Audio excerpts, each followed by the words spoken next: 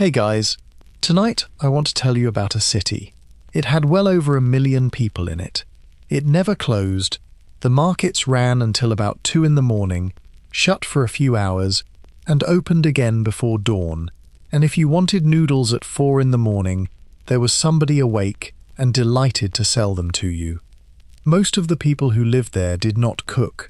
They had small homes and no time and no interest.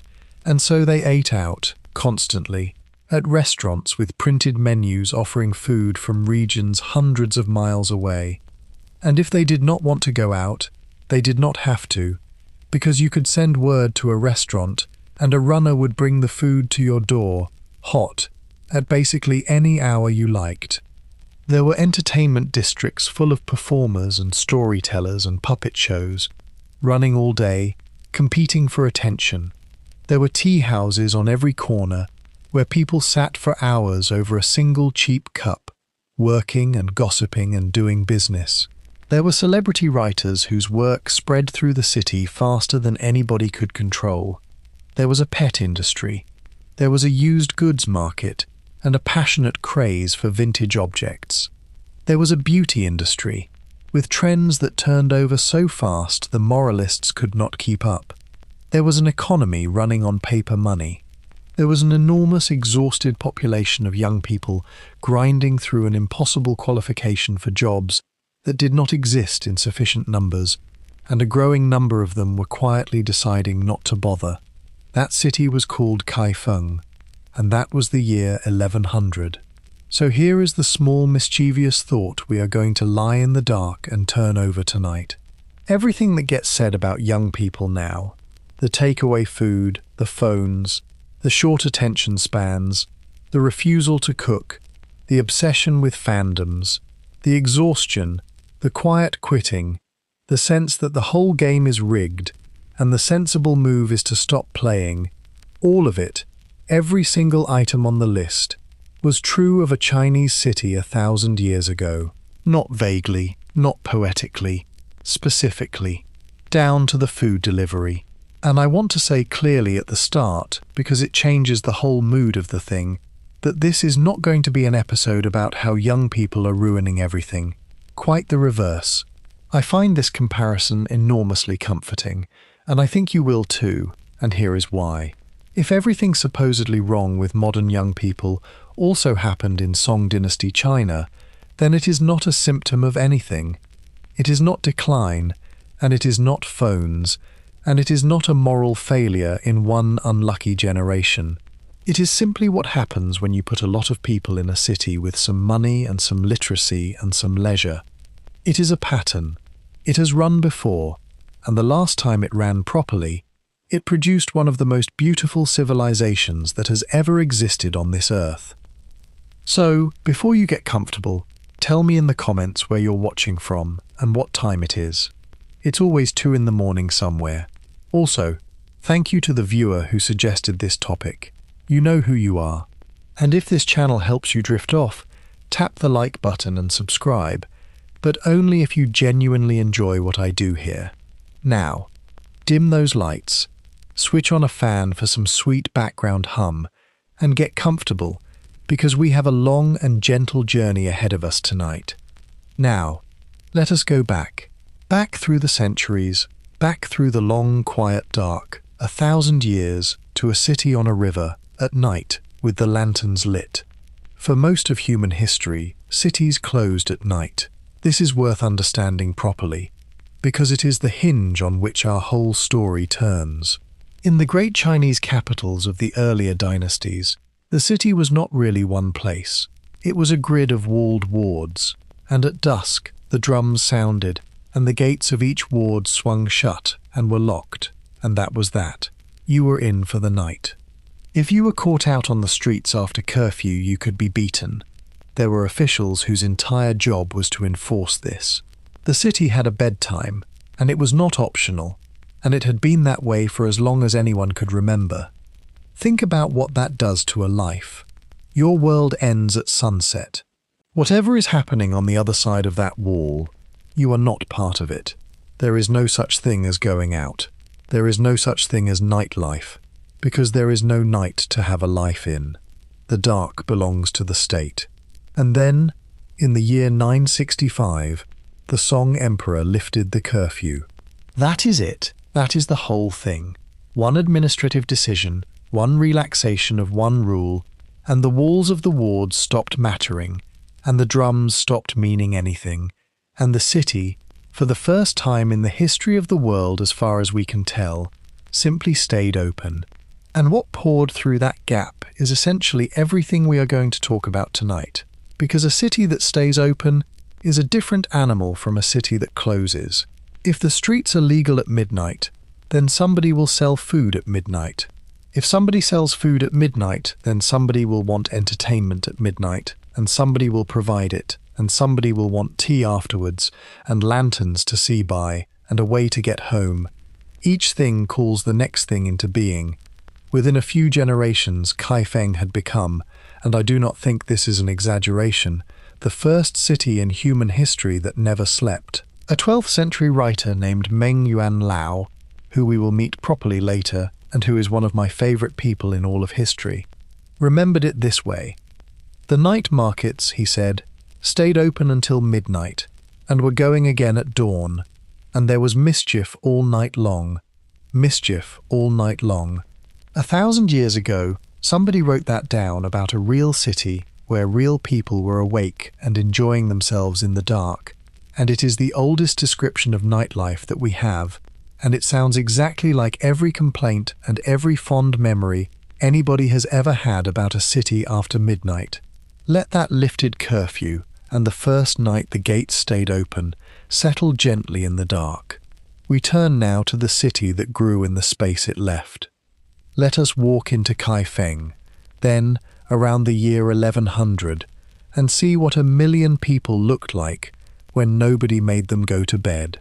The first thing is the sheer size of it. Kaifeng, and later Hangzhou after the court fled south, were among the largest cities on earth, each with populations over 1 million at a time, when the great cities of Europe were counting themselves lucky to reach 50,000. London at this point was a town. Paris was a town. Kaifeng was a metropolis on a scale that essentially did not exist anywhere else, and a European visitor would have found it almost incomprehensible. And it was loud, and it was lit, and it went on all night. There was a street, one contemporary tells us, absolutely packed with night markets and restaurants, carriages and crowds, and lanterns that lit up the sky. Lanterns that lit up the sky. That is light pollution, described admiringly in the 12th century. He even says, and I love this detail, that all the light and smoke kept the mosquitoes away, which is the sort of thing you only notice if you are actually standing there. The night markets ran until about the 3rd night watch, which is somewhere around midnight or a little after, and then closed for a few hours, and then reopened at the 5th watch, which is before dawn. So the city had a gap of maybe 2 or 3 hours in the deep middle of the night when things went quiet, and that was all.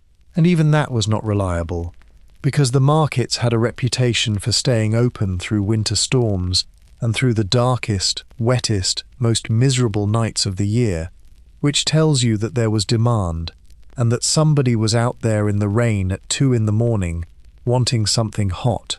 In the mornings, along the great avenue of the Imperial Way, the breakfast trade started up.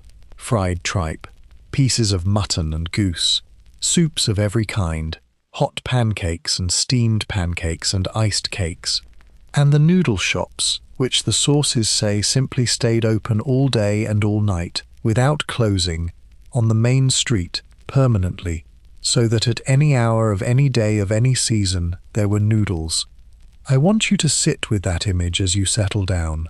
1,000 years ago, in the rain, at 3 in the morning, in a city of 1 million people, a noodle shop is open, and the lamps are lit, and there is somebody behind the counter, and somebody in front of it, and steam is coming off the bowls, and the two of them are probably talking about nothing much at all. Let that lit and steaming city settle gently in the dark. We turn now to a painting, because somebody went and drew the whole thing, and we can still look at it. There is a scroll, and it is one of the most extraordinary objects in the world, and it is the reason we can be so confident about all of this. It is called Along the River during the Qingming festival. It was painted in the Song dynasty, and it is a hand scroll, which means it is not a picture you stand in front of, it is a picture you unroll, slowly, a section at a time, so that the scene travels past you like a journey. It is over 5 meters long, and what is on it is Kaifeng, not a symbolic Kaifeng, not an idealized imperial vision of a city. The actual thing, drawn by somebody who was clearly standing in it with his eyes open. It starts out in the quiet countryside, and it moves slowly in toward the city, along the river, and as it goes the world thickens. First there are farms and a few travellers, then boats on the water, more and more of them, and men hauling on ropes to bring them under a great arched wooden bridge, and the bridge is packed with people, and there is a boat about to hit it, because the crew have not got the mast down in time, and men are shouting and pointing, and you can see them shouting 800 years later. And then it goes into the streets, and the streets are a riot. There are hundreds of figures on this scroll, and every one of them is doing something specific. Shops with signs hanging out, restaurants with customers at tables, a storyteller with a crowd around him, someone getting a haircut, fortune tellers, sedan chairs, camels coming in from the northwest with a caravan, 2 men having what is obviously an argument, a child, a dog, a man asleep, somebody hauling something heavy and hating it. It is, and I mean this precisely, a photograph. It is the closest thing to a photograph that anybody made of any city anywhere until photography turned up 700 years later. Somebody looked at the greatest city on earth at the height of its glory and thought, I should get this down, and then spent an enormous amount of his life getting it down, figure by figure, sign by sign, boat by boat, and he could not have known. That is the thing that gets me. He could not possibly have known that a century after him the city would be gone, sacked, the emperor carried off, the whole 1,000,000-person miracle emptied out inside 2 years. He was just drawing what was in front of him because it was worth drawing. And because he did, we have it. We can unroll it and walk down a street in 1100 and look at the shop signs. Everything I have told you tonight about the noise and the crowds and the restaurants and the boats, you do not have to take my word for. You can go and look. It is there, in ink, on silk, and the man on the bridge is still shouting about the mast. Let that unrolling city settle gently in the dark. We turn now to what those people were eating, and to the fact that almost none of them made it themselves. Here is the detail that stopped me in my tracks when I first came across it, and it is buried almost as an aside in an 800-year-old memoir. Most of the residents of Kaifeng, a city of over 1 million people, did not cook at home. Read that again. Not some. Not the rich, most. In a city of 1 million people, in the year 1100, the normal way to eat was to buy food that somebody else had cooked. The kitchen, that thing we imagine as the eternal warm heart of every home in every century, was simply not a feature of most people's lives in the biggest city on earth.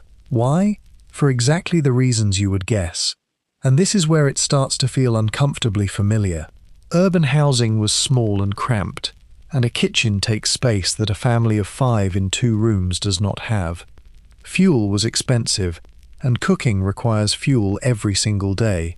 People worked long hours and came home tired, and the alternative was cheap, plentiful, delicious, and available at any hour on the street outside. So they did the arithmetic that every city dweller in history has done, and the arithmetic said, do not cook. And once most of the city has stopped cooking, everything else follows. You now have 1 million people who need to be fed by somebody else every single day, which is an enormous and permanent market. That market supports thousands of food businesses, and those businesses compete, and competition drives them to specialize and improve and open longer hours and offer more choice. And before long, you have the most sophisticated urban food culture that had ever existed anywhere. Now hold that up against every article you have ever read about young people today. They do not cook. They eat out too much. They order in constantly. They cannot make a proper meal. Their kitchens are decorative. It is presented always as a new failing, a soft modern rot, evidence of a generation that has lost some essential skill their grandparents had. Their grandparents had it because their grandparents lived somewhere with space and cheap fuel and time and no alternative. Take those four things away, put a person in a small flat in an expensive city with long hours and 40 restaurants within walking distance, and they will stop cooking, not because they are weak, because it is the obviously correct decision, and 1 million people worked it out in Kaifeng 1,000 years ago without anyone needing to explain it to them. Let that uncooked city settle gently in the dark. We turn now to what was for sale in the mornings, which was, more or less, everything on earth. There is a description of Hangzhou, written around 1235, by somebody whose name we do not have, and one passage of it has stayed with me for years. He is describing the morning markets, which ran from the palace gate all the way out along the boulevard, and he lists what was for sale. Pearl, jade, talismans, exotic plants and fruits, seasonal catches from the sea, wild game. And then he writes a phrase that I think is one of the most quietly astonishing sentences in medieval literature. He says that all the rarities of the world seem to be gathered here. All the rarities of the world gathered here on a street in the morning, available. Think about what a strange thing that is to be able to say. For nearly all of human history, in nearly every place, what you could get was what was near you. The exotic was genuinely exotic, meaning it was somewhere else and you would never see it. And then you build a city big enough and rich enough and connected enough by canals and roads and ships, and something flips, and suddenly the default assumption becomes that anything that exists anywhere can be obtained here if you have the money. This morning, before lunch, that is the feeling you have when you open a shopping app. It is exactly that feeling. Not that you want any particular thing, but the ambient background sense that everything is available, that the whole productive output of the entire planet is arranged in a list and pointed at you personally, and that the only question is money. Somebody in 1235 stood in a street in Hangzhou and felt that and could not quite believe it, and wrote it down, and there is a lovely bureaucratic detail attached. The same source explains that the businesses were organized into categories the state called companies for taxation, and that essentially every business dealing in commodities was in one, regardless of its size. So the man selling pearls and the man selling cabbages were both in the system, both categorized, both taxed. There is something wonderfully modern about that, and something wonderfully weary. The market is a miracle, and the tax office has already been round. Let those gathered rarities settle gently in the dark. We turn now to the most startling thing in this entire story, which is what happened when those people did not even want to leave the house. There is a 4-character phrase in Meng Yuanlao's memoir that describes the food scene of Kaifeng, and when you unpack it, it is genuinely astonishing. It says, more or less, order any time, and it is delivered at once. Food delivery, in the 11th century, in a Chinese city, as a normal, unremarkable, everyday service that a writer mentions in passing because everyone knew about it, and it did not need explaining. They had a word for it. The word was suo huan, which means something like call and demand. You wanted food, you sent word, the food came. There were runners, actual delivery runners, moving through the streets of Kaifeng, with hot food going to people's homes, at any hour, from restaurants that were set up to expect exactly this. Kaifeng is the earliest city we know of anywhere on Earth where this happened, and it happened at scale, and it was ordinary. Sit with the ordinariness of it, because that is the part that gets me. Meng does not present this as a marvel. He does not say, And here is an extraordinary innovation you will scarcely believe. He mentions it the way you would mention that the buses run. It was simply how the city worked. You were hungry, you called, it came, hot, quickly, and if it was slow, presumably you complained about it to your friends and never used that restaurant again, because you are a human being, and that is what human beings do. And the food was not simple either. The restaurants of Kaifeng offered dishes cooked to individual order, from proper professional kitchens, with printed menus, which is another thing that had to be invented, and that we now think of as simply the natural state of the universe. There were 72 great licensed restaurants in the city, the famous ones, the ones everybody knew, and then thousands of smaller places beneath them. There were iced drinks in summer, with queues for them, queues for iced drinks, in 1100. So the next time you are lying in bed at 11 at night, and you decide that what your life needs is for a stranger to bring you hot noodles, and you press a button and it happens, I would like you to know that you are not doing something new. You are not participating in the collapse of self-reliance. You are doing exactly what a resident of the largest city in the world was doing 1,000 years ago, for exactly the same reasons. And they had a word for it, and the word was Su Huan.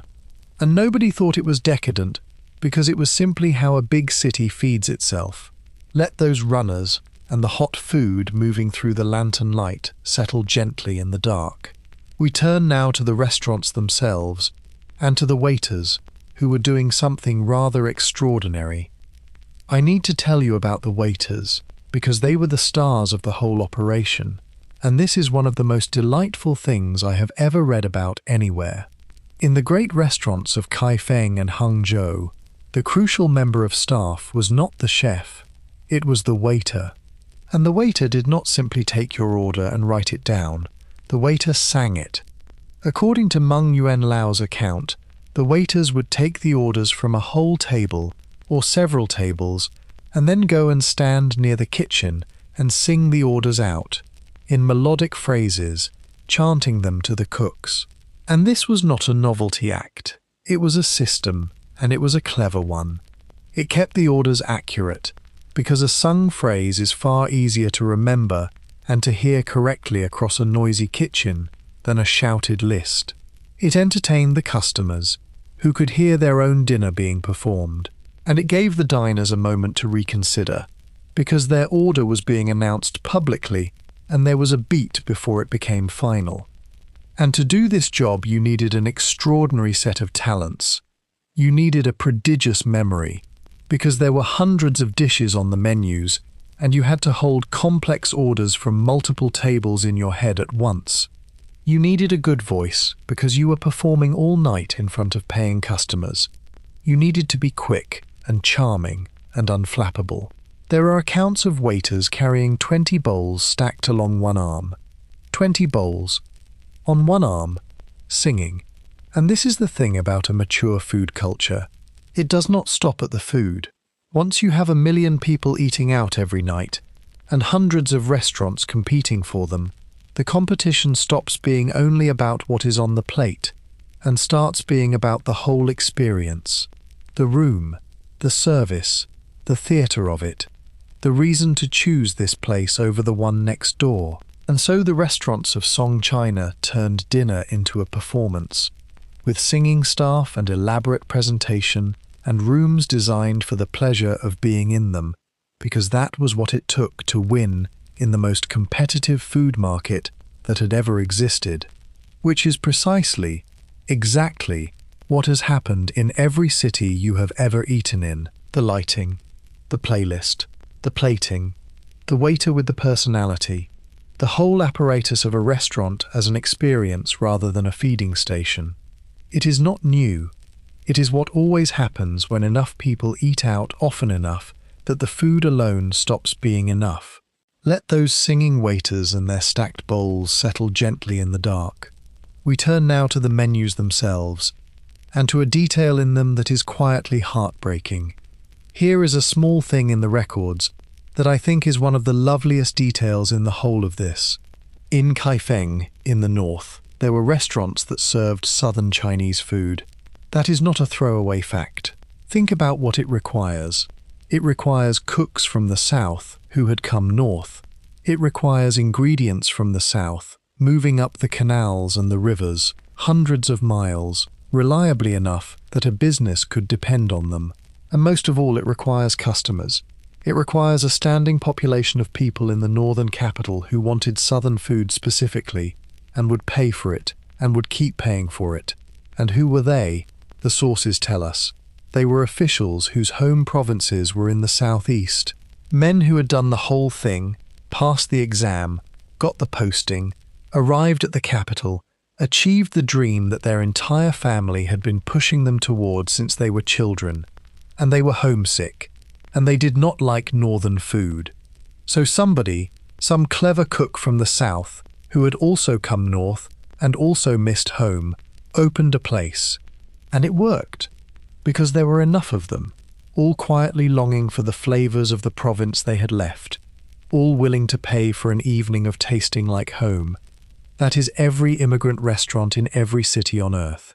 That is the entire history of what food does in a place where people have come from elsewhere. It is the reason there is a Nigerian place in London, and a Sichuan place in Toronto, and a Vietnamese place in a town in the American Midwest, where nobody expected one. It starts with a homesick population and a cook who misses the same thing they do. And it is why Hangzhou's food is what it is, incidentally. When the court fled south in 1127 and the refugees poured out of Kaifeng, they took their northern cooking with them into a southern city, and it collided with the local Zhejiang tradition, and the two blended, and what came out is a cuisine that people still travel to eat today. A whole regional style born out of a catastrophe, and a lot of people cooking the food of a city they were never going to see again. Let that homesick cooking settle gently in the dark. We turn now to the tea houses, which were doing a job you will recognize immediately.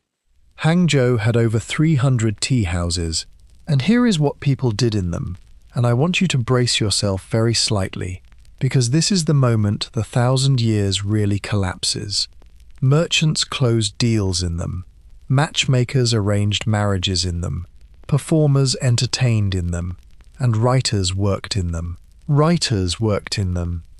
In the 12th century, somebody sat in a tea house in Hangzhou over a cheap cup of tea for hours doing their work, because their home was small and cold and there were people in it, and the tea house was warm and busy and had a nice atmosphere, and nobody minded if you stayed. That is a coffee shop. That is exactly and precisely a coffee shop with a person and a laptop in the corner of it, 800 years early. And the tea houses of Hangzhou were performing the identical social function for the identical reasons. And they were affordable. That is important, and it is the whole point of the institution. These were not exclusive establishments for the elite. They were places where ordinary people could linger over cheap tea and a snack for as long as they liked, which is a very specific and very valuable thing to have in a crowded city. Sociologists have a term for this now, the third place, meaning somewhere that is not your home and not your work, where you can simply be, at low cost, in the company of strangers for as long as you want. It is one of the things urban planners worry about losing. Hangzhou had 300 of them. There is a lovely small detail from the private dining rooms of Hangzhou, which is that, unless you specifically told them not to, vendors would simply wander in and try to sell you things while you were eating. You had to opt out of being marketed to in the middle of your dinner. Somebody, in the 12th century, had to say, "No thank you, not tonight, I am trying to have a conversation." So the picture is filling in. A vast city, open all night, full of people who do not cook, eating in restaurants with printed menus and singing waiters, ordering delivery when they cannot be bothered to go out, and spending their spare hours in cheap tea houses working and gossiping and being interrupted by advertising. If I described that city to you and did not tell you when it was, you would not guess 1,000 years. You would guess last week. Let those 300 tea houses settle gently in the dark. We turn now to what was in the cups. because the song did something to tea that you will recognize the instant I describe it. The song did not drink tea the way you are picturing. They did not steep leaves in a pot. That came later. In the song, the tea was ground to a fine powder, and the powder was put in a bowl, and hot water was added, and then it was whisked, vigorously, with a bamboo whisk, until it developed a thick standing foam on top. If that sounds familiar, it is because it is matcha. That is precisely matcha. The practice went from Song China to Japan with Buddhist monks, and was preserved there while China itself moved on to steeped leaves, which is why the thing you buy in a cafe today as a Japanese tradition is, at root, a Song Chinese one. And here is what they did with it. They competed.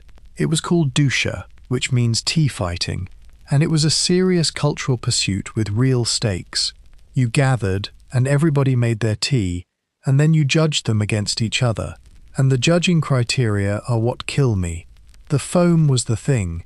You wanted a white, thick, fine-textured foam, and crucially you wanted it to last, because the mark of a properly made bowl was that the foam clung to the sides and did not retreat and leave a watermark. The longer the foam held its ring against the bowl, the better you had done. First watermark loses. So people obsessed over their technique. The grind of the powder, the temperature of the water, the angle and speed of the whisk, the exact bowl, because a dark glazed bowl showed off white foam better, which is why the song developed those extraordinary black tea bowls with the hare's fur and oil spot glazes that collectors now pay fortunes for. The equipment was aesthetic, and it was also functional, and it was also, unmistakably, gear. People had opinions about their gear. And then there were the show-offs, who developed a technique of manipulating the foam to produce fleeting images on the surface of the tea. Patterns, pictures, made in the foam. That lasted a few moments and then dissolved. That is latte art. That is a barista pouring a leaf into your flat white. 800 years early, with a bamboo whisk, in a competition, judged on foam retention, using specialist equipment that people collected. An entire subculture of connoisseurship, competition, gear obsession, and transient decorative craft, built around a hot caffeinated drink. If you have ever watched somebody spend 4 minutes and a great deal of expensive equipment making 1 cup of coffee while explaining the water temperature to you, you have watched a song tea contest. Let that standing foam settle gently in the dark. We turn now to what they drank when it was hot, which produced queues. In the summer, in Kaifeng, there were stalls selling iced drinks, and there were queues for them. I want to stay with this for a moment because the logistics are genuinely remarkable and nobody ever mentions them. This is a world with no refrigeration of any kind. So where is the ice coming from in a Chinese summer? It is coming from the winter. They cut it out of frozen rivers and lakes in the coldest months, hauled it, and stored it underground in insulated ice houses, packed and covered, and it sat there through the spring waiting for the heat. That was an industry. There were people whose entire working lives were about moving frozen water through time, from January to July, so that somebody could have a cold drink in the summer. And the drinks themselves were not simple. There were iced fruit drinks, sweetened waters, things with plum, things with honey, chilled sweet soups, iced desserts. There is a whole vocabulary of them in the sources, a proper menu of cold summer refreshment, sold on the street to ordinary people in the 11th century. And there were queues, which means demand exceeded supply, which means somebody was standing in the heat, in a line, waiting for a cold sweet drink, and being slightly annoyed about how long it was taking. That is a bubble tea queue. That is the line outside every cold drink shop in every hot city on earth, every summer of your life. It is one of the most human sequences imaginable. It is hot. There is a thing that is cold and sweet. There is a line for it. I will stand in the line. We think our era invented the enthusiasm for elaborate cold sweet drinks. It is 1,000 years old at the absolute minimum, and it required an ice mining industry to make it happen, and people queued for it, and they were right to. Let those queues in the heat settle gently in the dark. We turn now to the people running through the streets with the food, because the gig economy is older than you think. Somebody had to carry the food.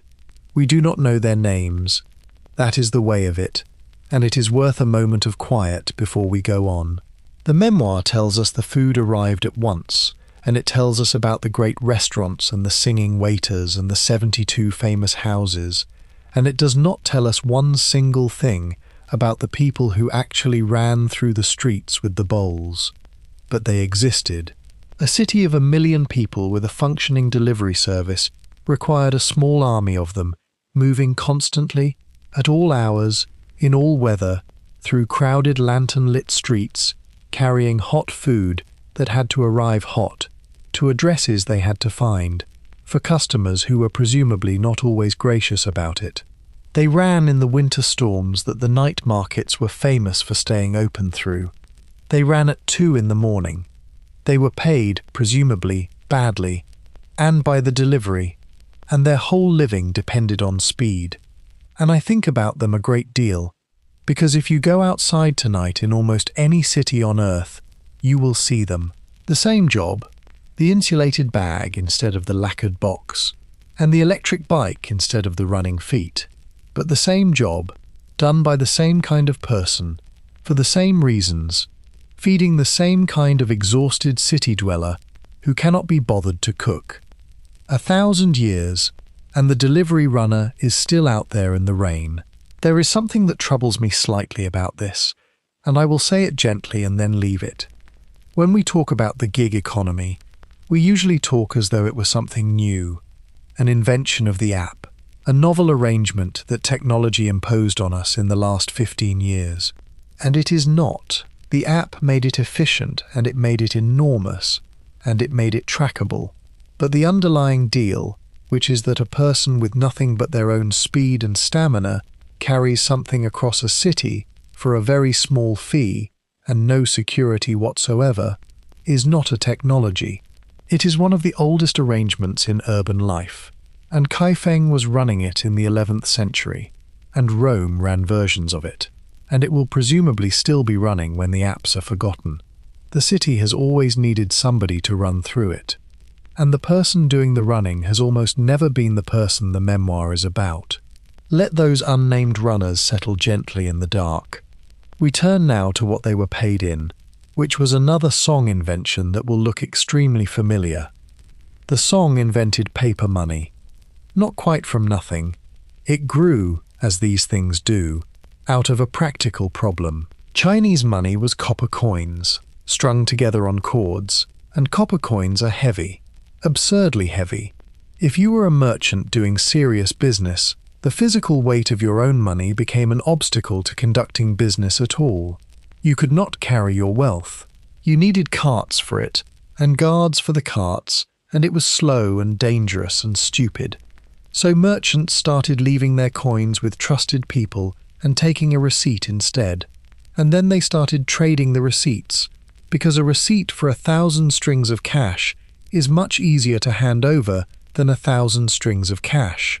And then the government looked at what was happening and decided to run it properly, and issued its own notes, and the world had paper money. Now, hold that next to your own life for a moment. What is in your pocket right now? Almost certainly nothing. What is your money? It is a number, on a screen, in an institution, that you have never seen and never touched, and could not physically collect if you tried. You buy your delivery food with a tap, and no object changes hands, and no metal moves anywhere at all. The song made exactly that leap, and it was exactly as strange to them. This was money that was not there.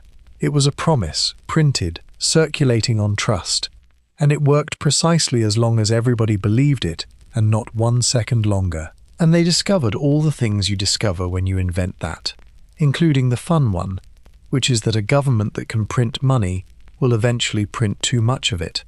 And then the promise gets thinner, and prices rise, and everybody discovers the hard way that the note in their hand is only paper after all. They ran the whole experiment, the convenience, the acceleration of trade, the explosion of commerce that only a light portable currency makes possible, and then the inflation, and then the loss of faith. All of it, 1,000 years ago, in the same city that was delivering your noodles. And I find something quite settling in that, oddly. Every anxious conversation about digital money and whether it is real and what happens when the trust goes, every one of those conversations is a rerun. Somebody in Kaifeng had it. They worked out that money is a story people agree to tell each other, and that the story is enormously useful and slightly frightening. And they were right on both counts, and here we are. Let that weightless money settle gently in the dark. We turn now to the great machine at the center of it all, the thing that shaped every young life in China for 1,300 years. Now we come to the heart of it, and this is the part where the comparison stops being amusing and starts being genuinely uncanny. The Chinese state selected its officials by examination. It was called the Keju, and it began under the Sui dynasty around the year 605, and it ran, with interruptions and modifications, until 1905. 1,300 years. It is one of the longest-running institutions in human history, and it is one of the most consequential, and if you want to understand China, then or now, you have to understand this. The idea was genuinely radical, and I want to give it full credit before we get to the damage. Before this, position came from birth. Your family was ranked, and you inherited the rank, and that was your life. The exam said, instead, that the state would test you, and if you were good enough, you would rise, regardless of who your father was. It broke, at least in principle, the monopoly of the great families. It created a real channel of upward mobility in a world that had almost none. And it ignited an extraordinary enthusiasm for education across the whole society, because suddenly, learning was not a luxury, it was a ladder. That is a beautiful idea. It is arguably one of the best ideas anybody has ever had about how to run a state, and the rest of the world eventually copied it, which is why you sit exams, and why civil services everywhere test their applicants. And here is what it did to the people inside it. Because once you tell an entire civilization that a test determines your worth, that the test is the only respectable road, and that everything, your income and your family's standing and your marriage prospects and your own sense of yourself, runs through it, then the test stops being a measurement and becomes a weather system. It becomes the thing everyone lives inside, and people began preparing for it as children and kept preparing into middle age and, in a fair number of cases, into old age, because the alternative to passing was not simply a different job. The alternative was that your whole life had been the wrong shape. The scholar Miyazaki Ichisada wrote a famous book about the system and gave it the title China's Examination Hell. He was not being dramatic, he was being descriptive. Let that great machine settle gently in the dark. We turn now inside it, to what the exam was actually like, which is worse than you are imagining. The exams were held in enormous compounds full of cells. That is the correct word, and I am not softening it. The candidates were placed in individual cells, small brick or wooden cubicles, row upon row upon row of them, thousands at a time, and sealed in. In the great examination halls you would have long avenues of these things stretching away, each with a number, each containing one man and his brushes and his ink and his nerves. You were in there for days. The provincial examinations ran across multiple sessions of many hours each, and you slept in the cell, on the boards, and you ate in the cell. You were searched thoroughly on the way in, everything you carried inspected, and food had to be broken open so the proctors could look inside it. Once you were sealed in, you were not coming out until it was over, and it was held every 3 years. That is the detail that changes everything, not annually, every 3 years. So if you were ill on the day, or your mother died and you had to observe mourning, or you simply had a bad week, you did not get another go in 12 months. You waited 3 years, and then 3 more. A man might sit the thing 5 or 6 times across 2 decades and still not pass, and each attempt cost him 3 years of his one life. And the numbers were brutal. Each session of the metropolitan examination admitted something on the order of 100 to 300 candidates. Out of the vast number who had qualified to sit it, who had already survived earlier rounds, who had already been filtered, and behind them the enormous mass of men studying in every town in the empire who would never even reach that stage. So the arithmetic of a young man's life looked like this. Study from childhood. Memorize a body of classical texts so large that mastery took decades. Sit the exam in a cell. Fail, almost certainly, because almost everybody failed. Wait 3 years. Do it again. Watch your 20s go, and then your 30s, and know that the only respectable path in the entire society runs through this door, and that the door opens for a few hundred people every 3 years, and that there are hundreds of thousands of you. Every June now, around 13 million young people in China sit the Gaokao, the National College Entrance Examination. The odds of reaching the very top universities are something like 5 in 10,000. Serious people who study this trace its cultural ancestry directly back to the Keju, and they are not being cute about it. The frame is the same.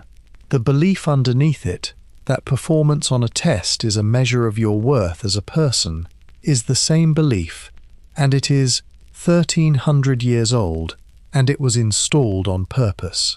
Let that hall full of cells settle gently in the dark. We turn now to what people did about it, which was to cheat magnificently.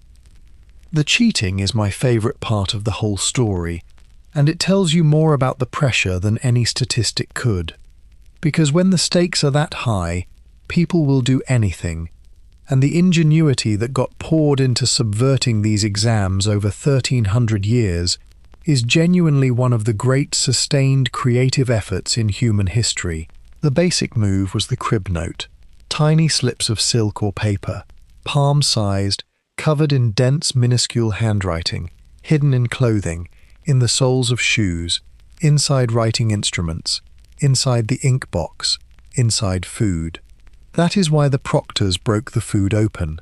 Somebody at some point had smuggled the classics inside a bun, and after that everybody's lunch got torn in half at the gate forever. And then there is the thing that I cannot get out of my head, and which you can go and see in museums in China today: the cheating garments. Candidates wore undergarments on which entire texts had been written, not notes, not summaries, entire classical texts, complete, copied out in script so small it is barely visible to the naked eye, covering the whole surface of a garment, which the candidate then put on under his clothes and walked into the examination hall wearing.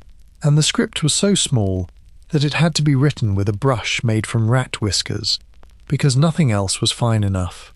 Somebody sat down, for weeks, with a rat hairbrush, and copied the Confucian classics onto a shirt, in characters you can hardly see, so that a young man could wear the entire canon into a cell and hope nobody looked too closely. They were expensive to make, and difficult, which tells us something rather bleak, which is that the really good cheating was mostly available to the wealthy.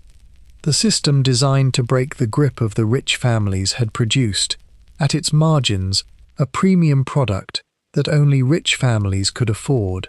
That will also sound familiar to anybody who has looked at the tutoring industry lately, and you can see these garments now.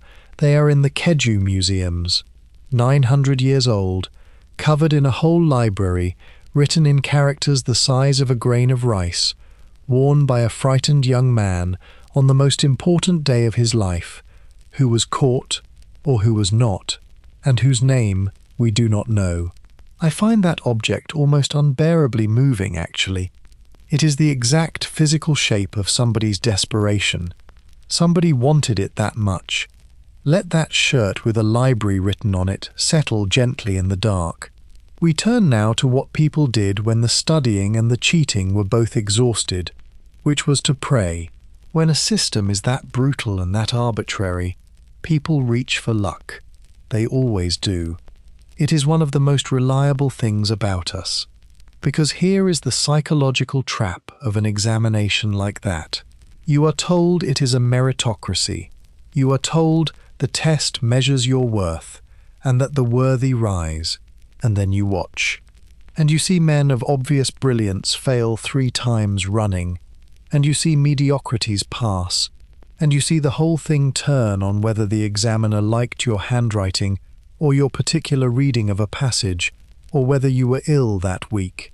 You are told it is merit, and you can see with your own eyes that a great deal of it is chance. And a mind cannot sit comfortably in that gap. So it fills it. So the candidates prayed. They made offerings. There was a whole apparatus of exam luck. Gods you appealed to, temples you visited, rituals you performed before you went in. There were lucky objects, lucky foods eaten on the morning, phrases and puns and homophones, because Chinese is a language rich in wordplay, and a food whose name sounds like the word for passing is a food you eat before an exam. There were dreams that were interpreted as omens. There were fortune-tellers doing excellent business in every city in the empire off the back of frightened young men who wanted to be told they would pass. And here is the modern rhyme, and it is almost eerie. Go to Maotanchang today, a town in Anhui province built around Gaokao preparation, a place of 4,000 people that swells to 70,000 when the families arrive. There is a willow tree there, and beside the willow tree there is a pile of incense ash that has been described as 3 feet deep. 3 feet of ash from parents praying to a tree for their children's exam results. In this century, I do not find that funny at all, actually.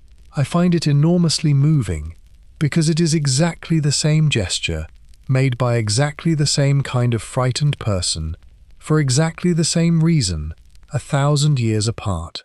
You love someone. Their future depends on a test. You cannot take the test for them, and you cannot control the outcome, and the weight of that is unbearable. So you go and do the only thing available to you, which is to burn something in front of a tree and ask. The Song parents did it. The parents at Maotanchang do it. And in 1,000 years, if there are still exams, somebody will still be standing in front of something with their hands together, asking, because the exam is enormous, and they are small, and they love their child. Let that pile of ash settle gently in the dark. We turn now to the other way in, which was simply to buy it. There was, of course, another way. There always is. The examination was called the regular path, the proper route, the Zheng Tu, and the very existence of that phrase tells you something important, which is that there were irregular paths, and that everybody knew about them. You could buy your way in, not the degree itself usually, not at the top levels, but there were purchasable student statuses, official ranks that could be acquired for money, positions that came through recommendation and connection rather than through a cell in an examination hall. The state, particularly when it needed cash, was perfectly willing to sell official status to people who could pay. And the people who could pay were, unsurprisingly, the people who already had everything. So the picture completes itself. Here is a system explicitly designed to break the power of the wealthy hereditary families and replace it with merit. And at its edges it grew a market.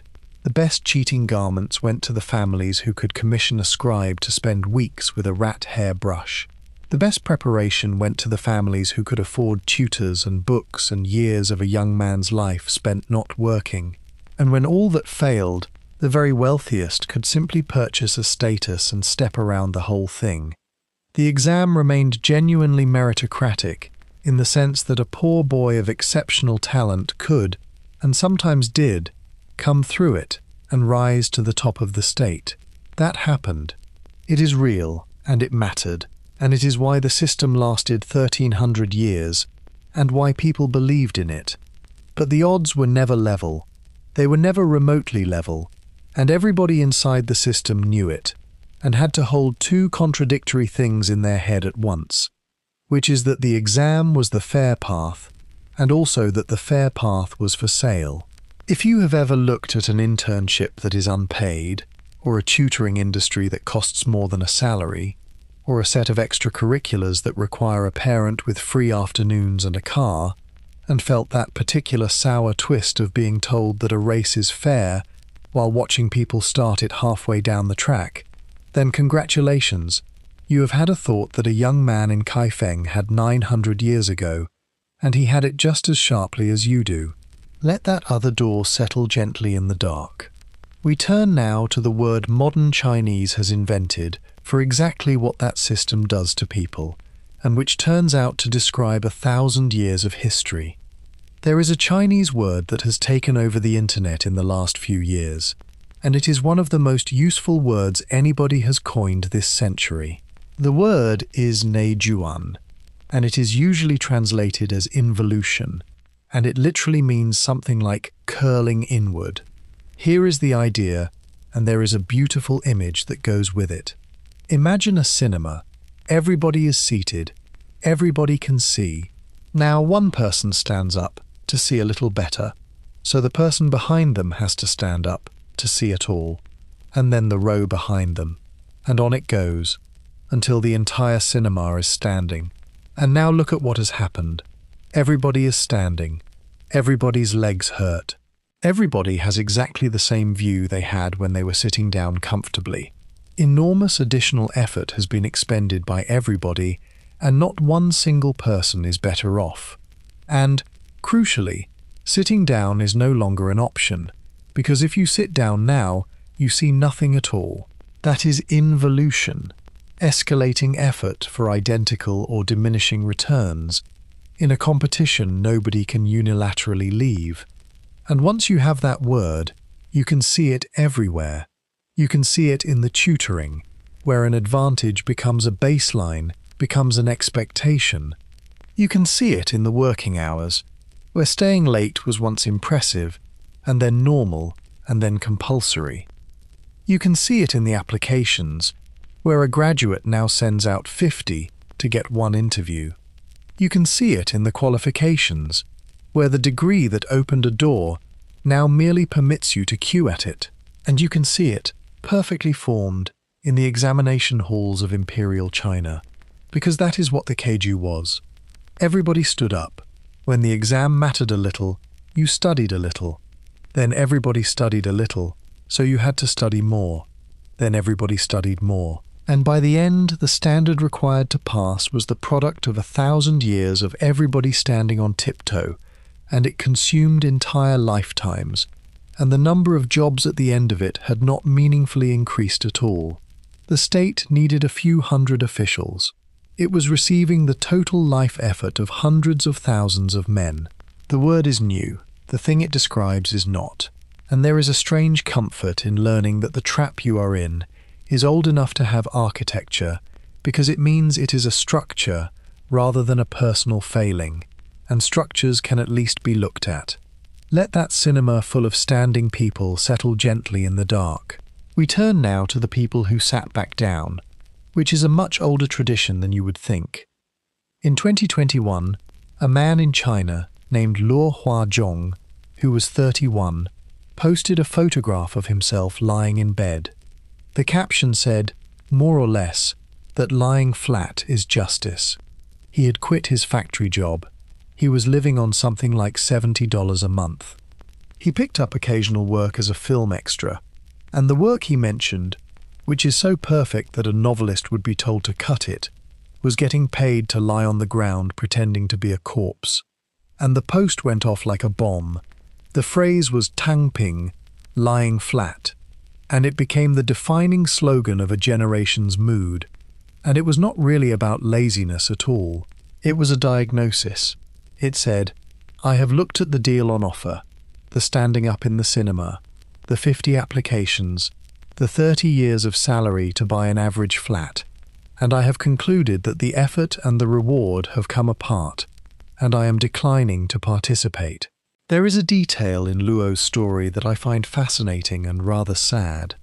To justify himself, he reached for Diogenes, a Greek philosopher from the other side of the world, from 2,500 years ago, not a Chinese thinker. And people noticed that and asked why, and the answer somebody gave has stayed with me. The idea that effort and merit and striving are the point is so deep in that particular culture, so total, that the vocabulary for questioning it is not easily to hand. Even the resistance had to be imported, except that it did not really. And this is where the history opens up beautifully. Because China has one of the oldest and richest traditions of dropping out that any civilization possesses. It was called eremitism, or reclusion, and it had enormous prestige. All the way through Chinese history there is a recognized, honored, deeply romantic figure, the scholar who has looked at the whole apparatus of office and examination and advancement, and has said, "No thank you," and gone to live in the mountains and write poems and drink wine and grow chrysanthemums.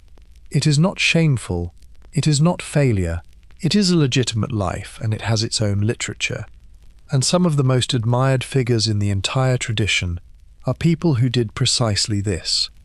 And a great many of them, it must be said, went to the mountains after failing the exam a few times, and one imagines that a certain amount of retrospective philosophy was constructed in the years afterward. But that is fine, that is human. And the tradition was capacious enough to receive them and to call them sages rather than failures, which is a genuinely civilized arrangement, and considerably kinder than the one we currently run. So when a young man lies in bed in 2021 and says, "I am opting out, and this is justice," he is not doing something unprecedented, and he is not, whatever the newspapers say, doing something shameful. He is stepping into one of the oldest and most honorable roles his own civilization has, a role occupied by some of its greatest poets, who also looked at the standing cinema, and also sat down, and were remembered fondly for 1,000 years afterward. Let that quiet decision settle gently in the dark. We turn now to the single most Gen Z person in Chinese history, who died in 1101. I have been saving somebody for you, and it is time. His name was Su Shi, and he is one of the most beloved figures in the whole of Chinese culture, and when you hear his life you are going to think I am making it up to fit the theme. I am not. I promise I am not. He was a genius, straightforwardly. He passed the imperial examination young and spectacularly.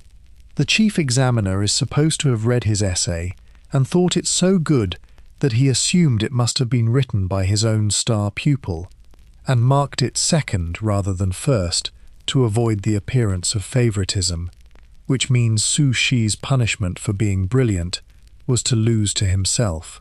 He was a poet, an essayist, a calligrapher, a painter, a statesman, and an engineer, and he was genuinely first rank at all of them, which is not a thing that is allowed to happen, and which happened anyway. And then he had opinions. The court was in the middle of an enormous political fight about a program of reforms, and Su Shi thought parts of the program were bad, and said so, in writing, wittily, and that was that. His enemies went through his poems line by line, looking for slights against the emperor. They found them, or decided they had found them, because a sufficiently motivated reader can find anything in a poem. He was arrested and put on trial for what his poetry allegedly implied. He was tried for his posts. He was investigated over his back catalogue by people who did not like him, who trawled his old work looking for something they could use, and who found it, because there is always something if you want there to be. He nearly died for it. He was exiled instead, and then he was exiled again, and again. Every time the political wind changed, Su Shi went further out. He was sent to Huangzhou, then, when things got worse, to Huizhou in the deep south, which was considered a miserable posting. And then, when they got worse still, and he was in his 60s, they sent him to Hainan Island, which was essentially the end of the known world, a place they sent people to be forgotten in, and which was regarded as one step short of a death sentence. He was, in the plainest modern terms, cancelled, repeatedly, over decades, for his old posts, and here is why I love him, and why he has been loved for 900 years. He was fine. Let that ruined career settle gently in the dark. We turn now to what he did with it, which is the best answer anybody has ever given to a bad hand.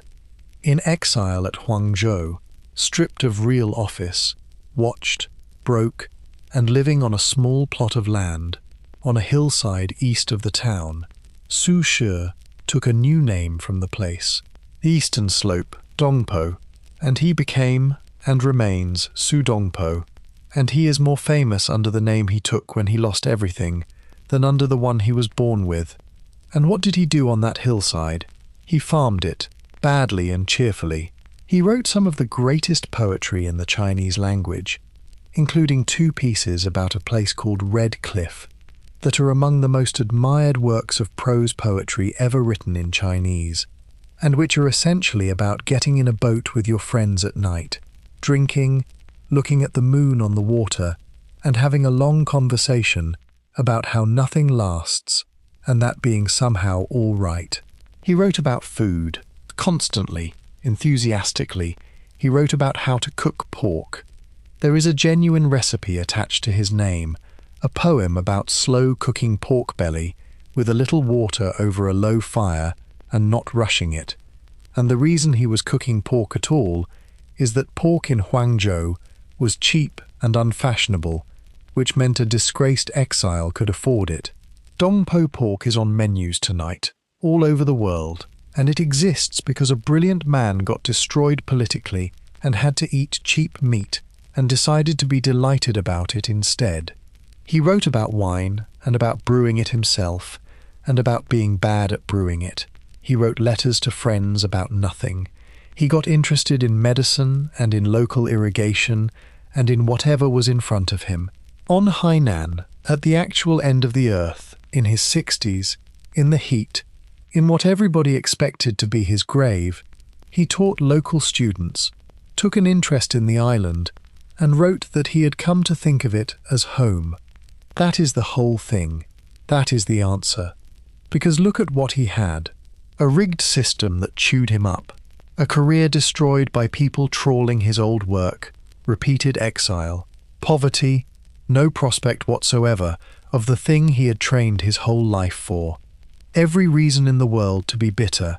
And he had the talent to be magnificently bitter. And he simply declined. Instead, he found the good pork and the good moon and the good friends and the interesting local problem, and he made those the point. It is not resignation. That is what I want you to understand.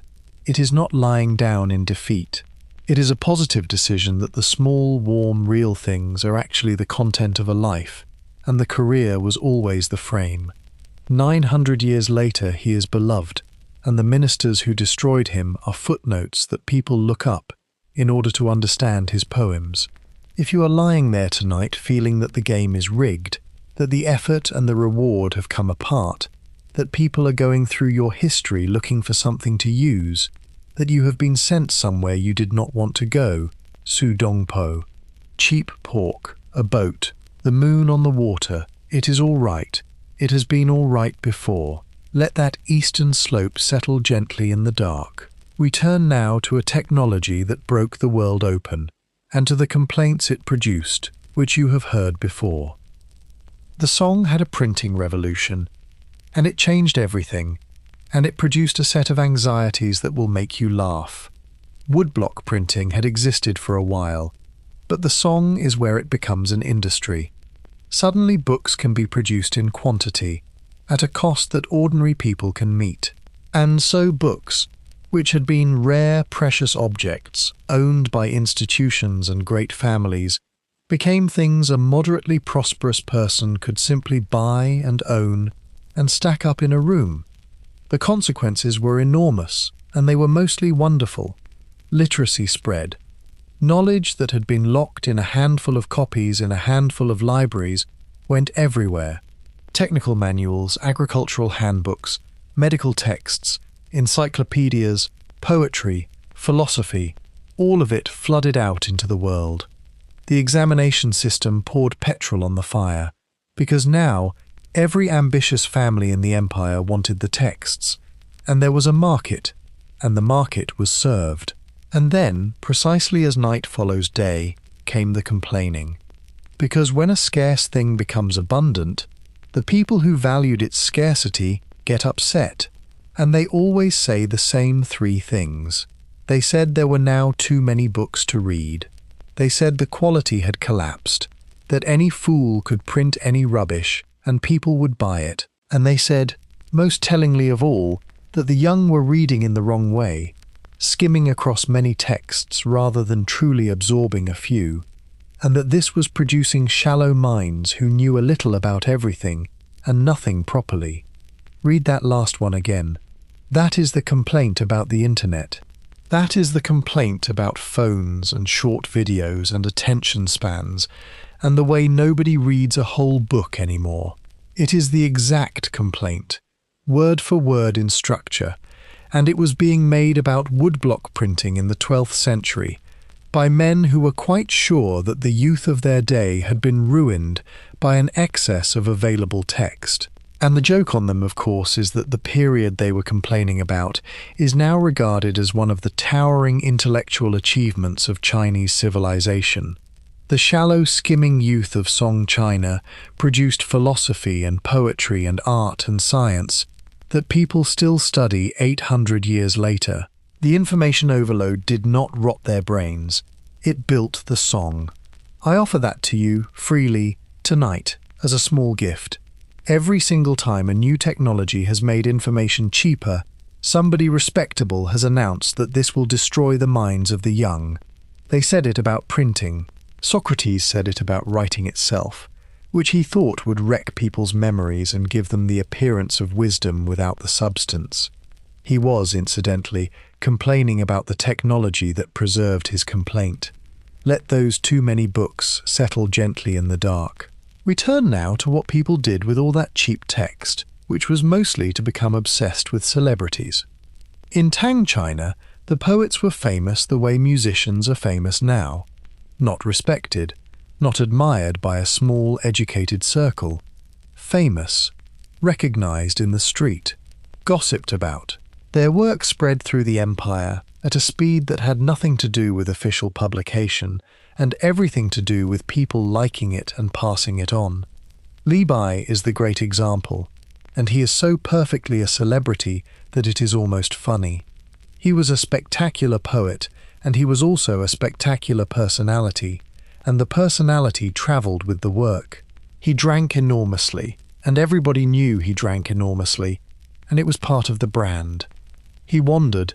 He was summoned to the imperial court, and then thrown out of it, and the story of him being thrown out was itself a piece of content that people enjoyed enormously. There are stories about him that are plainly untrue, and that everybody repeated anyway because they were good stories, including the one about him drowning while drunk trying to embrace the moon's reflection in a river, which is almost certainly nonsense and which is exactly the kind of nonsense that attaches to a genuine star. His friend Du Fu was the other pole, the serious one, the one whose reputation grew after his death rather than during his life, and the two of them together are essentially the entire architecture of Chinese poetry, and people had opinions about which one you preferred, and those opinions said something about you, and they still do. And the mechanism by which this worked was startling. There was no publishing industry in the modern sense. There was no radio. The poems moved because people memorized them and recited them and copied them out and sent them to friends and sang them.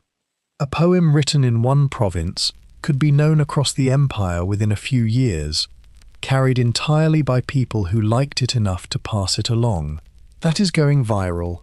That is precisely, mechanically, what going viral is. Content, decoupled from its creator, spreading through a network of people who share it because it is good, or because sharing it makes them look good, at a speed nobody planned and nobody controls. We think we invented that in about 2006. It is a permanent feature of any society with enough literacy and enough connection, and Tang China had both, and so Tang China had virality, and its stars were poets because poetry was the medium available. Let those famous poets settle gently in the dark.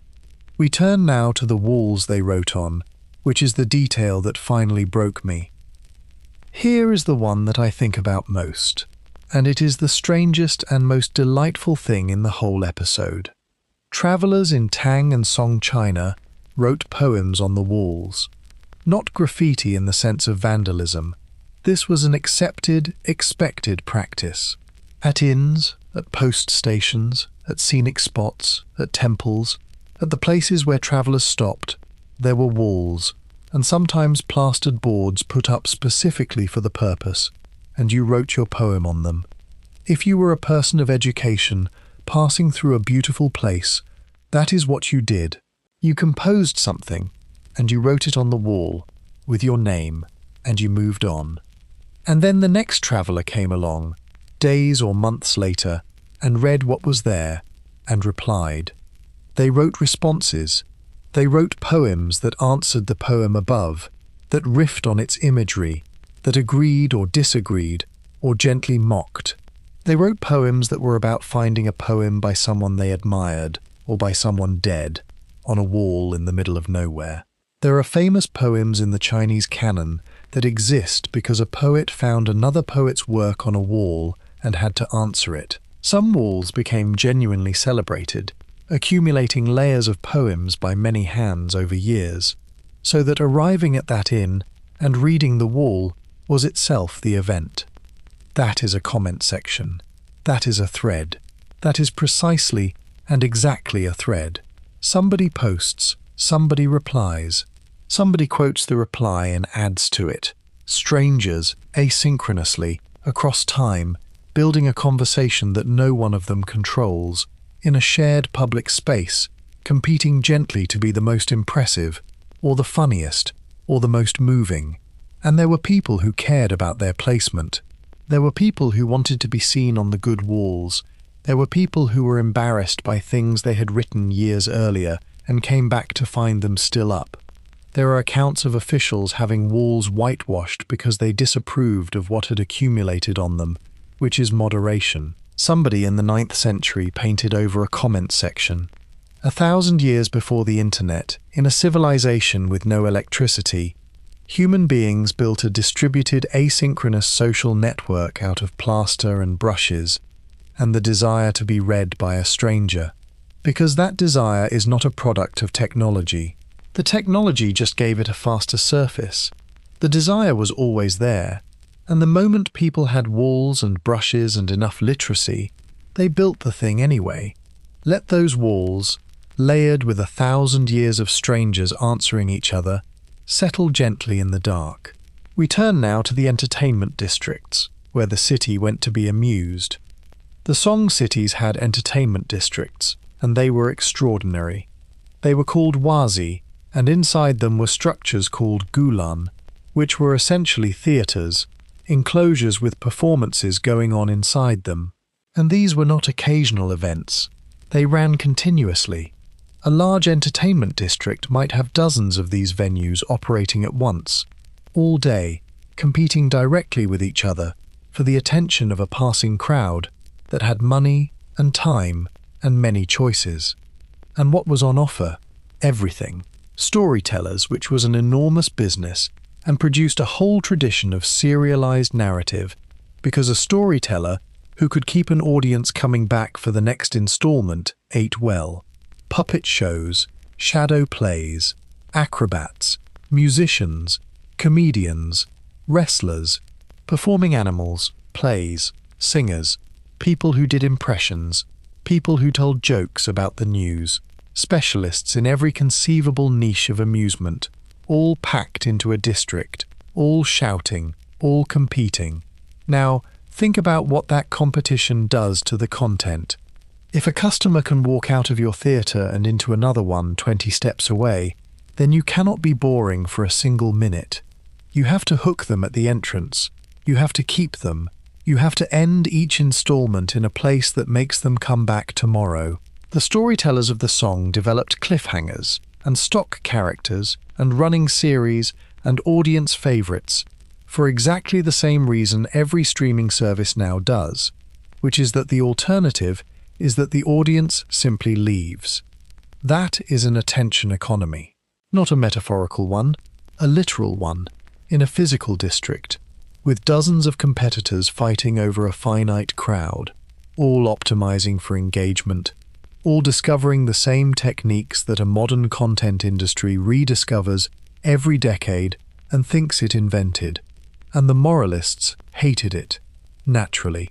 There is a long and sour tradition of respectable songwriters complaining about the Wazi, about how they swallowed young men's time and money, how the entertainments were vulgar, how the stories were sensational rubbish, how nobody was studying properly anymore because they were all off watching puppets, every word of which has been said this decade about phones. Let those pleasure districts and the storytellers competing for the crowd settle gently in the dark. We turn now to something much softer, which is the song obsession with pets. The song loved their pets, and the evidence is delightful and slightly ridiculous. Cats especially. Cats were kept as companions rather than merely as working animals, and they were adored, and this created an economy. There were markets where you could buy a cat. There were people who sold food specifically for cats. Think about that, because it is more radical than it sounds. Cat food, as a commercial product, sold by a specialist in the 12th century. That only exists if there is a population of people who consider the cat a member of the household whose diet is their responsibility, rather than an animal that catches mice and looks after itself. There were accessories. There were pet grooming services.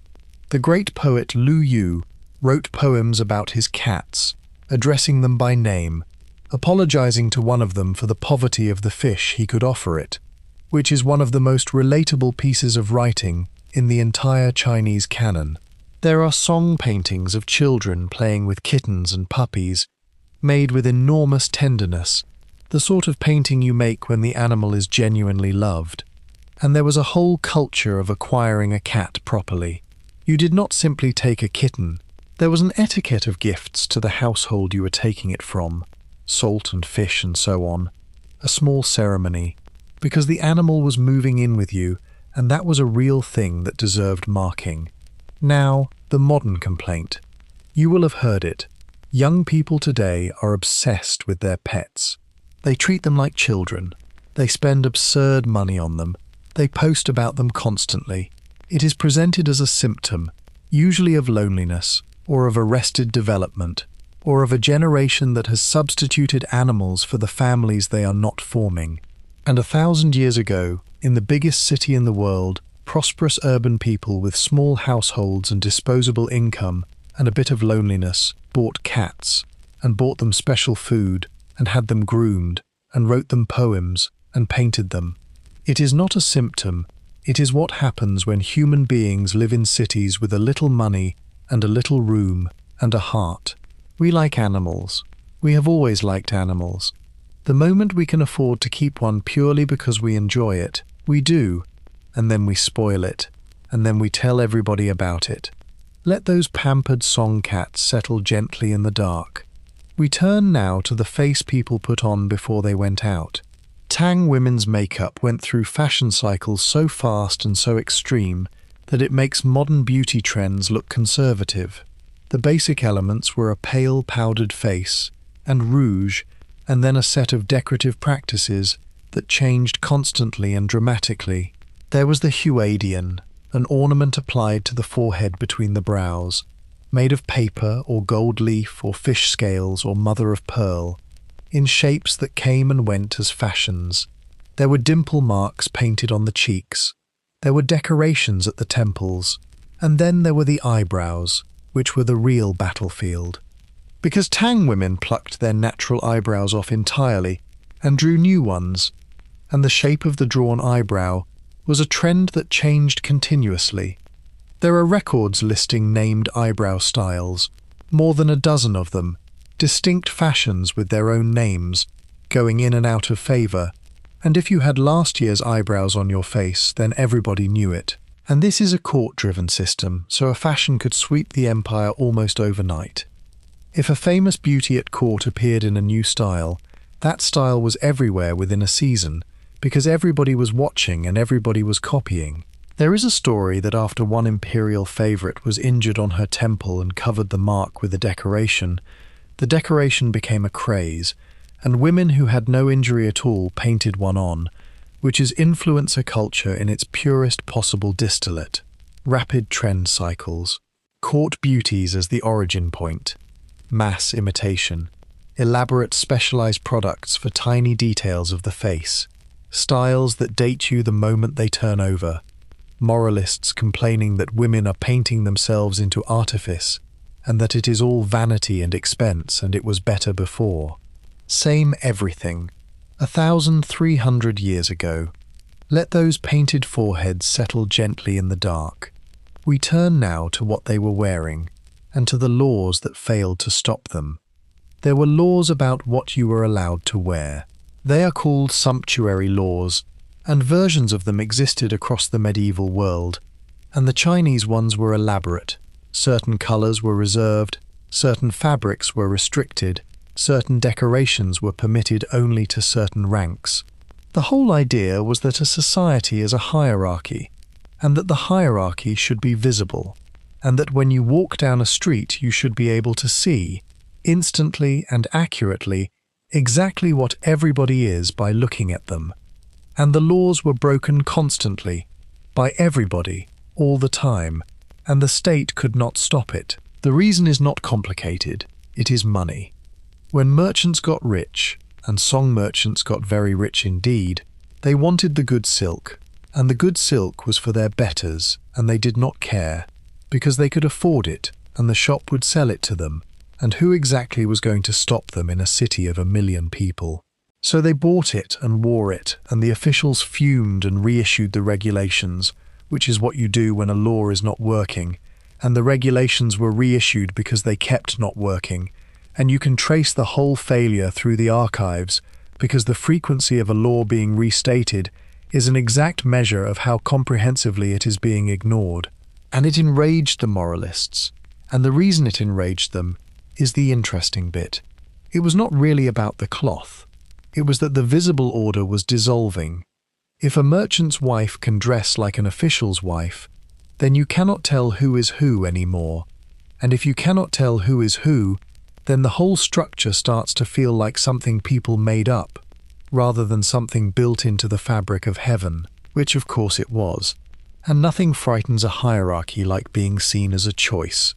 So they got trend cycles instead, because that is what replaces sumptuary law.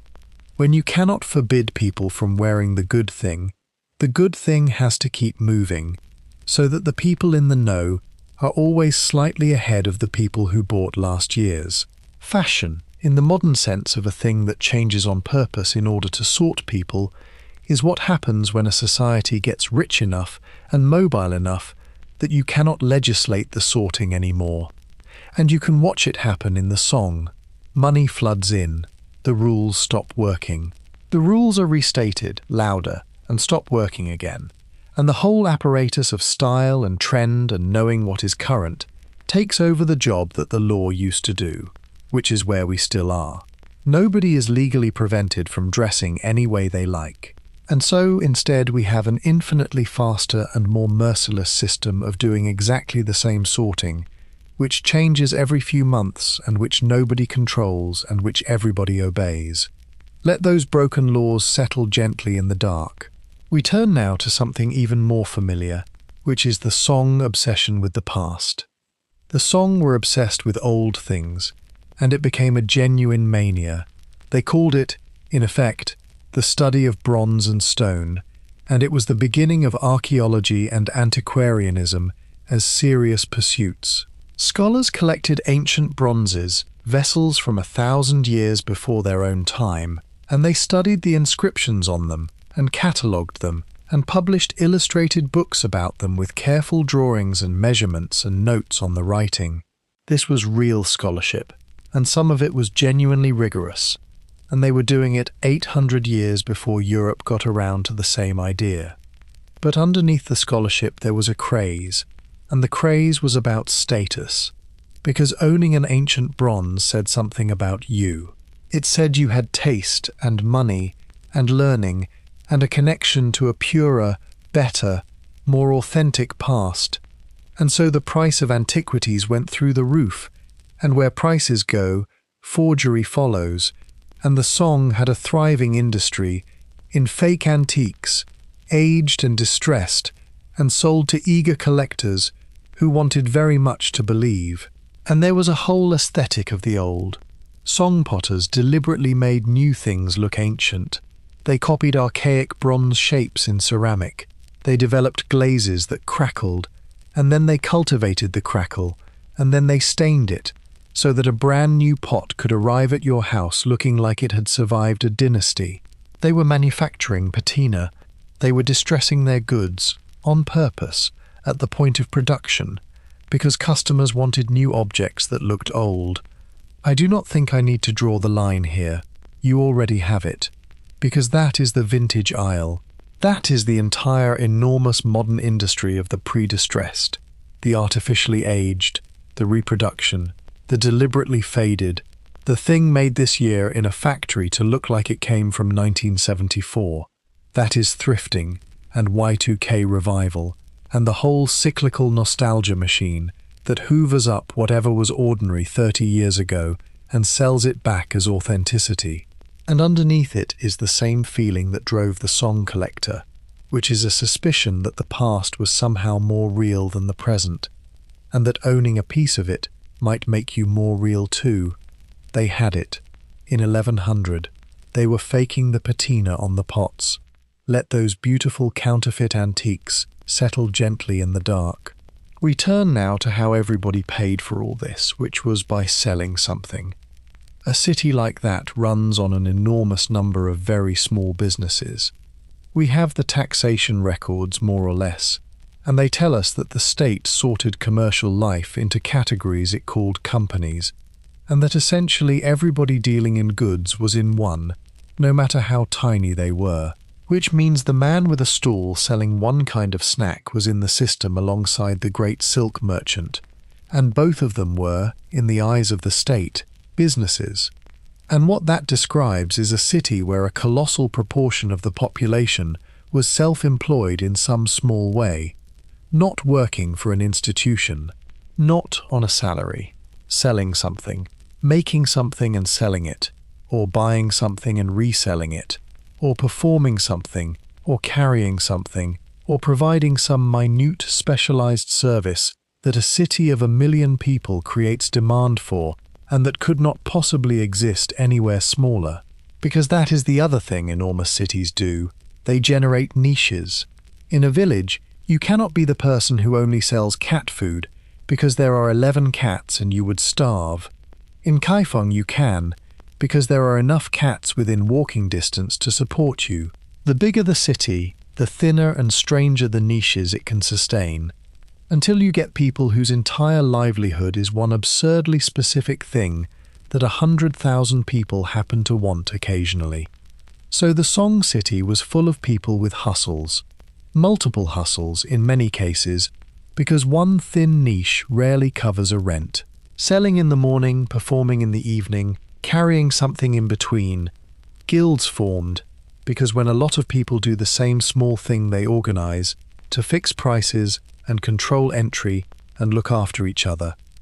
And underneath the great restaurants and the famous names, there was this enormous churning layer of people making a living out of very little by their wits, without security, day to day.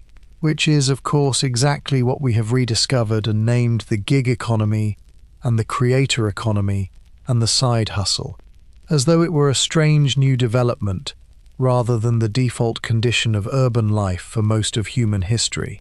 The salaried job for one employer with a pension at the end of it is the historical anomaly. It lasted, in the West, for a few decades in the middle of the 20th century, and we have somehow decided it was the natural order and that everything since is a decline. It was not the natural order. This is the natural order. This, what you are living in, is what a city has almost always felt like. Let those 1,000 small businesses settle gently in the dark. We turn now to a man who saw one of these cities with fresh eyes and could not make anybody believe him. Somebody from outside eventually saw it, and it broke him slightly. By the time Marco Polo reached Hangzhou, it had already fallen to the Mongols, and its great days were behind it. And it was still, he said, without any hesitation whatsoever, the finest and most splendid city in the world. And you can feel him struggling in the text. He is reaching for numbers to convey the scale of it, and the numbers keep sounding like lies. He talks about the bridges, and there are hundreds of them. He talks about the markets and the crowds and the shops, and the sheer quantity of things being bought and sold.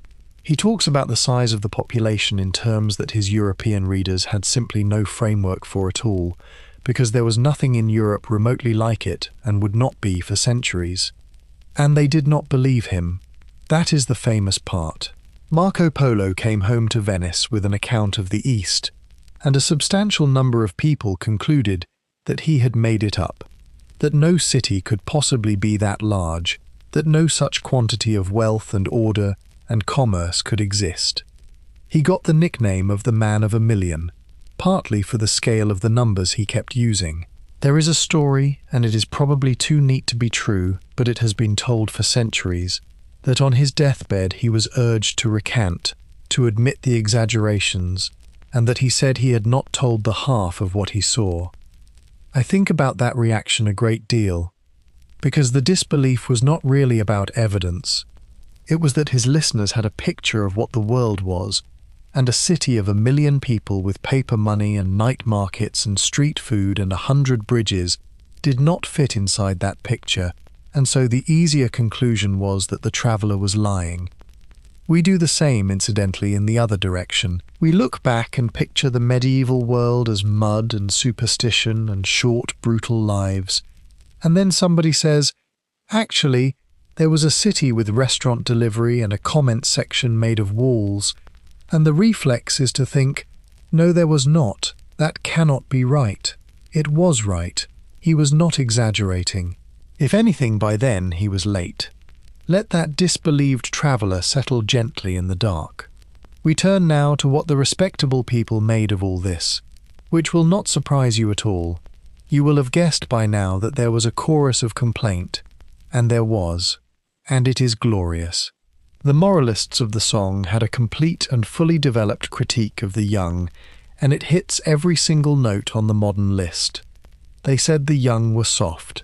The previous generations had known hardship, real hardship, and this lot had grown up in cities with food on every corner and had never known want, and it had made them weak. They said the young were spendthrift.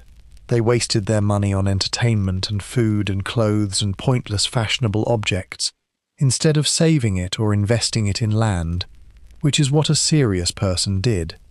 They said the young were obsessed with luxury and display, that they cared about how things looked, and about brands, essentially, about which shop the thing came from, and whether it was the fashionable one. They said the young did not respect tradition, that the old proprieties were being ignored, that ceremony was being performed carelessly by people who did not feel it.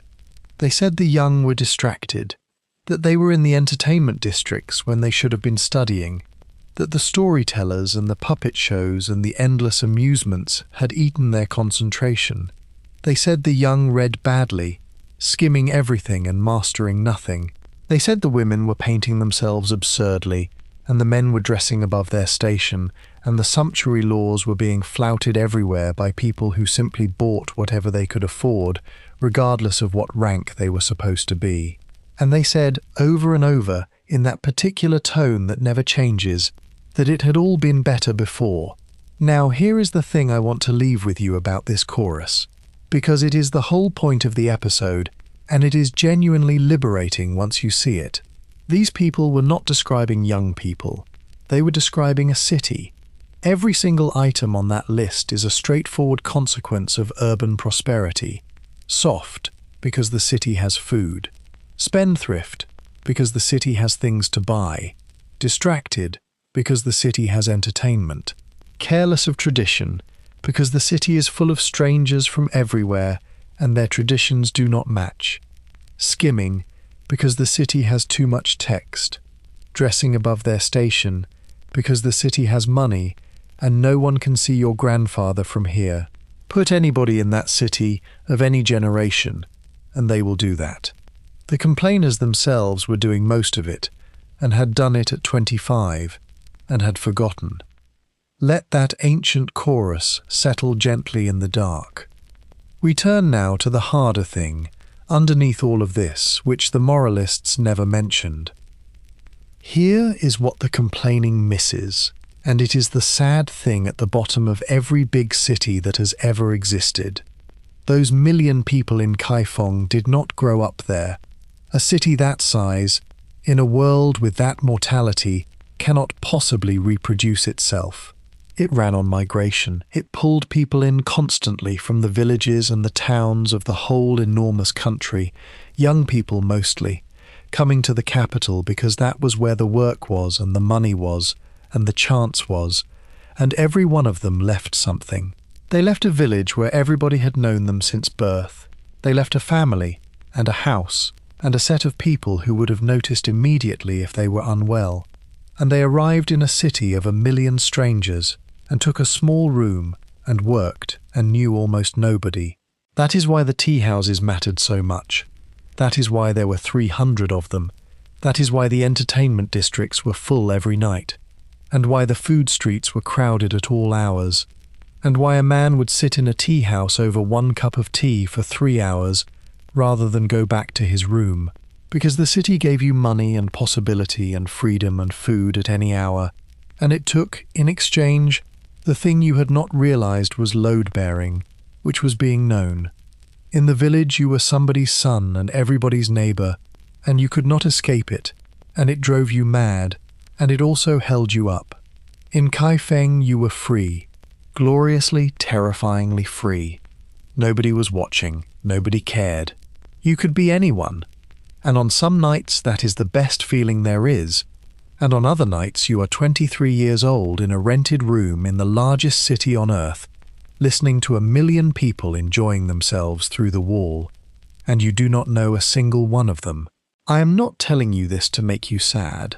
I am telling you because if you have ever felt that particular urban loneliness, the strange one, the one that only happens when you are surrounded by people, then you should know that it is not a modern affliction, and it is not a symptom of phones or apps or social media.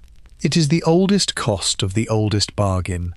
Somebody felt exactly that, in exactly that way, 1,000 years ago, lying awake in a small room in Kaifeng, with the noise of the night market coming through the window. And they got through it. And the room is gone, and the city is gone, and they are gone, but they got through the night, and so will you. Let that old loneliness settle gently in the dark. We turn now, gently, to the money, and to the thing every young person in every city has always found impossible. You cannot afford to live in the capital. Nobody can. That is what capitals are for. The Song cities were expensive, and famously so, and the sources are full of the complaint. Land in Kaifeng and later Hangzhou was scarce and desirable, and priced accordingly, and the people who wanted to live there were the people who had to live there, which meant demand was not going anywhere, which meant prices only ever went one direction. So people rented. Enormous numbers of people, including people of real standing, rented their homes in the capital, because buying was simply out of reach. There are stories, and I hold them lightly because good stories accumulate improvements, of quite senior officials, men of genuine consequence with names you can still look up, who spent decades in the capital without ever managing to buy a house in it, and who wrote about it with the exact tone of weary irony you would recognize instantly from anybody in any expensive city today. Think about that. A man has done the thing. He has passed the exam that 400,000 people failed. He has the position, the standing, the salary, the respect of his peers. He has won the entire game as it was explained to him when he was 9 years old. And he cannot buy a flat in the capital. If you want one single fact to carry away from tonight, perhaps make it that one. The problem is not new. The problem is not your generation's fault. And it is not caused by anything anybody has done recently. And it is not evidence that you failed to work hard enough. Big desirable cities have been unaffordable to the young people who make them work for as long as there have been big desirable cities. It was true in Kaifeng. It was true in Rome. It is true now. That is not a solution. I have no solution, and I would not offer one at this hour. But there is a particular kind of pain that comes from believing that a difficulty is uniquely yours, that everybody else managed it and you did not, that the ground shifted under you personally. And it is worth knowing as you lie there that the ground has always been like this, and that 1,000 years ago, a man who had beaten 400,000 people at the hardest exam in the world sat in a rented room in the capital and did the sums and sighed. Let that ancient impossible rent settle gently in the dark. We turn now, at last, to the beautiful part, which is what all these supposedly ruined people actually made. So here is the whole ledger of Song China, according to its own critics. A generation of urban young people who did not cook, ordered delivery, ate out constantly, spent their evenings watching entertainment, chased fashion, spoiled their cats, skimmed too many books, could not afford housing, could not pass the exam, and increasingly could not see the point of trying. And this is what they built. They built the first cities on Earth to break 1 million people, and ran them, with sanitation and fire services and markets and a functioning urban food supply, when London was a village. They invented paper money. They perfected woodblock printing and produced the greatest explosion of cheap literacy the world had yet seen. They invented movable type several centuries before Europe. A commoner named Bi Sheng did it, around 1040, cutting individual characters into clay and firing them, so that a page could be assembled from reusable pieces rather than carved whole. We know his name only because another man, Shen Kuo, happened to write it down in a notebook of interesting things he had come across, and mentioned in passing that after Bi Sheng died, his type had been kept by Shen's own nephews. One of the most consequential inventions in human history survives in the record as a footnote about a family keeping a dead man's typeface. They invented the restaurant, genuinely. The thing we now think is simply a natural feature of existence, a room where you go and choose from a menu and a professional kitchen cooks your individual order, was created by these people, in these cities, in this period. They made gunpowder into a weapon. They made the compass into a navigational instrument and sailed with it. They built the greatest maritime commercial power of the age. They made clocks and mechanical devices and hydraulic engineering and metallurgy at a scale that Europe would not match for 600 years. And I have to tell you about one machine in particular, because it is absurd. A man named Su Song built a clock tower in Kaifeng. It was over 10 meters tall. It was driven by a water wheel and regulated by an escapement mechanism, which is the clever bit that lets a machine dole out time in even portions rather than simply running down, and which Europe would not arrive at for a couple of 100 years. On top of it was a bronze armillary sphere that turned automatically to track the actual movement of the heavens. Inside it was a rotating celestial globe, and on the front were tiers of little doors, out of which came small wooden figures, at the correct moments, ringing bells and banging gongs, and holding up tablets to announce the hour. A 10-meter water-powered astronomical robot clock, in 1088, announcing the time with puppets. He wrote a treatise describing exactly how it worked, with diagrams, which is the only reason we know, because the tower itself was destroyed when the city fell, and nobody ever built another. They wrote the poetry that Chinese culture still runs on, and the painting. God, the painting. Song landscape painting is, and I say this without any hedging at all, one of the 2 or 3 highest achievements in the entire history of visual art. Those enormous silent mountains with the mist between them, and one tiny traveller on a path at the bottom. Nothing has ever been more beautiful. Nothing has ever said more quietly about what it is to be a small person in an enormous world. They made all of it. The delivery ordering, cat spoiling, exam failing, tea house loitering, trend chasing, allegedly ruined young people of Song China made all of it. So the next time somebody tells you that a generation has been softened by convenience and rotted by entertainment and broken by too much information, I want you to think about the mist between those mountains, because that is what the last civilization to be accused of all that produced while they were being accused of it. Let that mist and those mountains and that small figure on the path settle gently in the dark. We turn now to why this keeps happening, which is the last idea of the night. I want to be honest with you before we sleep, because I have been having a lot of fun and I do not want to oversell the trick. Song China is not modernity. The differences are enormous and they matter. That world was vastly poorer than ours and vastly more violent, and life was shorter and harder in ways that no amount of night markets can offset. Women's lives in particular were bounded in ways that make the comparison sit badly if you press on it. And their delivery economy was fragile in a way that ours is not, propped up by the fact that the capital was stuffed with salaried officials spending state money, which is why, when the city fell in 1127, the entire glittering apparatus, the 72 restaurants and the runners and the iced drink queues, evaporated in about 2 years. Meng Yuanlao wrote his memoir in exile, from memory, grieving. The whole thing we have been walking through tonight was already gone when it was written down. That is why it was written down. So this is an analogy, not an identity. Hold it loosely.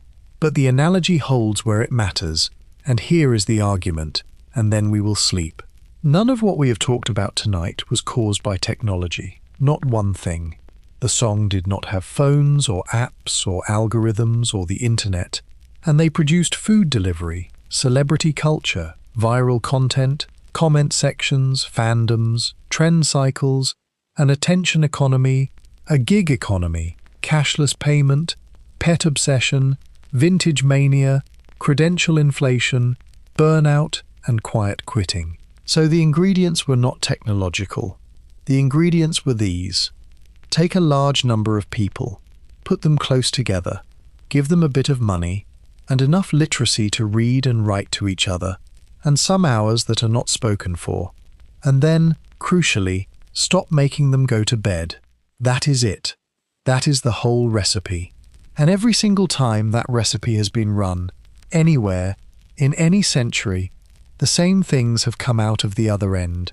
Because they are not products of a technology, they are products of what human beings do when they are crowded together with a little freedom. The phone did not make you like this. The phone made it faster. The recipe was already cooking. It was cooking in Kaifeng, and it cooked in Rome, and it is cooking wherever you are lying right now. Which means, and this is the part I actually want you to fall asleep holding, that there is nothing wrong with you. You are not the degraded product of a bad century. You are just a person in a city. People in cities have always done this. It is one of the most normal things a human being can do, and the last lot to do it properly painted those mountains. Let that old recipe settle gently in the dark. We turn now to the man who wrote all of this down, and to why he did it, which is the saddest and most beautiful thing in the episode. Everything I have told you tonight about Kaifeng comes, in the end, from one book, and I want to tell you about the person who wrote it, because he has been sitting quietly at the edge of this whole episode and he deserves his moment. His name was Meng Yuan Lao.